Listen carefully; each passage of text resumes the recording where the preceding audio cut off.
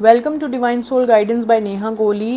And आज हम देखेंगे कि जेमिनी यानी मिथुन राशि के लिए उनके पार्टनर, स्पाउस या क्रश, जिनके बारे में भी आप ये रीडिंग देखना चाहते हैं, वो क्या सोचते हैं, उनकी फीलिंग्स क्या हैं और आप के लिए गाइडेंस क्या हो सकती है for the month of September.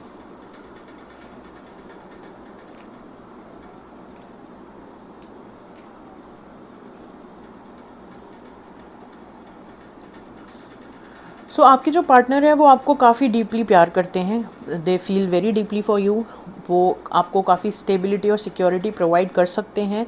In the past ऐसा दिख भी रहा है कि आप काफ़ी फुलफिल्ड महसूस करते रहे हैं अपने पार्टनर के साथ।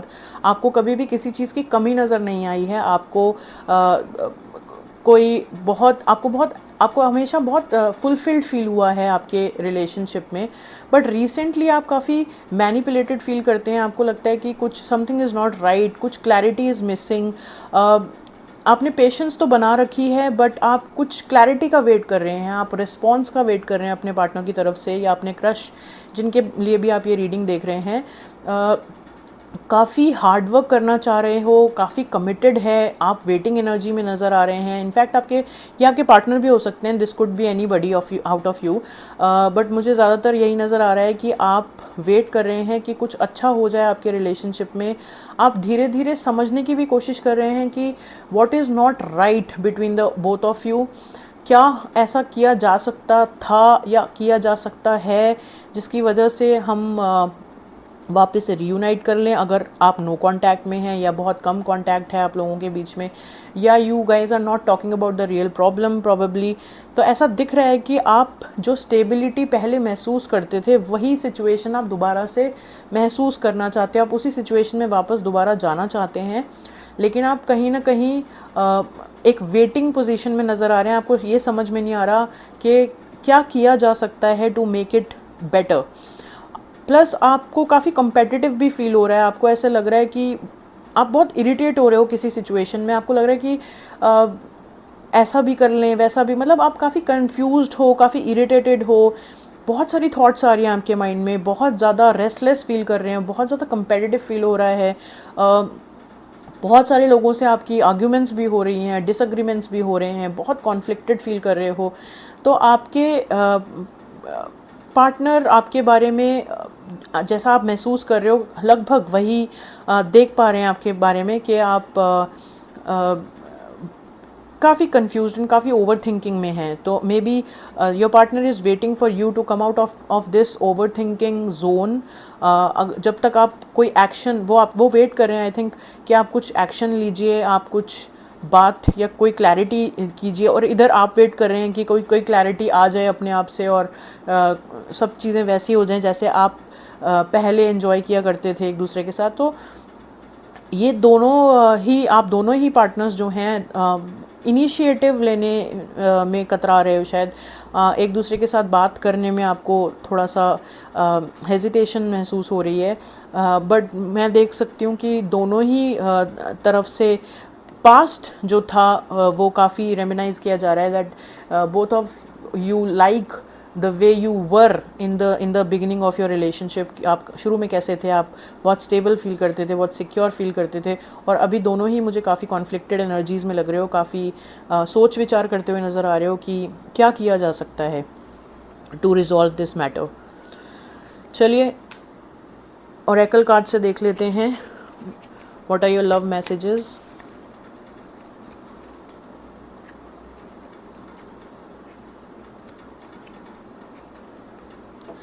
ओके, सो लव मैसेजेस आपके लिए ये हैं। सो सबसे पहले, जैसे कि मैंने आपको बताया था कि आप पहले काफ़ी सिक्योर फील करते रहे हैं, तो उसी सिक्योरिटी को वापस लाने के लिए अपनी लाइफ में आपको ये गाइडेंस दी जा रही है कि आपको नर्चर करना पड़ेगा अपने रिलेशनशिप को। आपको फ्लरिश अगर आप करना चाहते हो तो यू हैव टू नर्चर, प्यार से, आपको बहुत पेशेंस से, बहुत केयर आप अपने पार्टनर को शो कीजिए। आप अपने पार्टनर को दिखाइए कि आपके मन में उनके लिए रिस्पेक्ट है या केयर है या फीलिंग्स है या what ever you feel for your partner, उनको क्लियरली आप दिखाइए। क्योंकि ऐसा दिख रहा है कि आप जो चीज़ महसूस करते हैं आप उसके बिल्कुल विपरीत दिखाते हैं।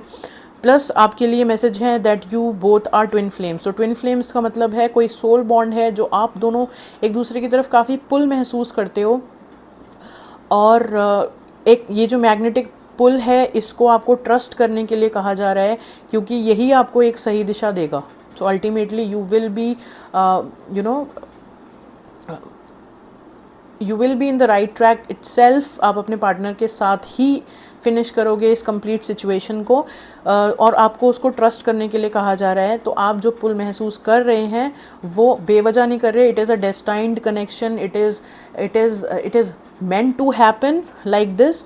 तो इस पीरियड में आपको ये सलाह दी जा रही है कि आप जो कुछ भी कर सकते हैं टू मेक इट बेटर, आप उसके बारे में सोचिए, रादर देन ये सोचने की कि कितना बुरा हो सकता है, कितना बुरा हो चुका है, कितना बुरा होगा। आप नेगेटिव थॉट से बाहर निकल के अपने रिलेशनशिप को बेटर बनाने के लिए ट्राई कीजिए।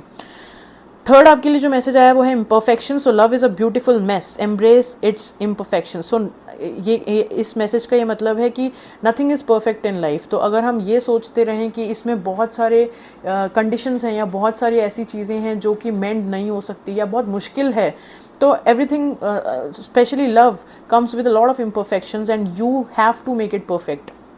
सो आपके लिए सिंपल मैसेज ये है कि it's a destined connection that you have with your partner. तो इसको आपको नर्चर करना होगा, आपको इसके ऊपर काम करना होगा और पॉजिटिव थिंकिंग रखनी पड़ेगी, बिकॉज कहीं ना कहीं अंदर से आप चाहते हो कि जैसे पहले आप अपने रिलेशनशिप में एन्जॉय किया करते थे, you had a great time with your partner, you used to share everything, you used to have a lot of affection between the two of you, वो आप वापस चाहते हैं। तो आपके लिए ये गाइडेंस है कि आप इसके ऊपर एक्ट कीजिए। चलिए एंजल गाइडेंस और देख लेते हैं आपके लिए क्या है। ओके, सो जो मैं आपको अभी बोल रही थी कि आप चाह रहे हैं कि उस सिक्योरिटी और उस स्टेबल कनेक्शन में वापस जाएं, तो this is going to be possible very soon in the near future. तो आपके लिए एंजल गाइडेंस यही है कि आप टेंशन मत लीजिए, आप अपने रिलेशनशिप के ऊपर काम कीजिए। आप वेट भी करना चाहते हैं, आप वेट कर सकते हैं, you can wait and watch. तो in the near future it is going to be successful no matter what, because this connection is destined. ये होके ही रहेगा, because this connection is meant to be like that.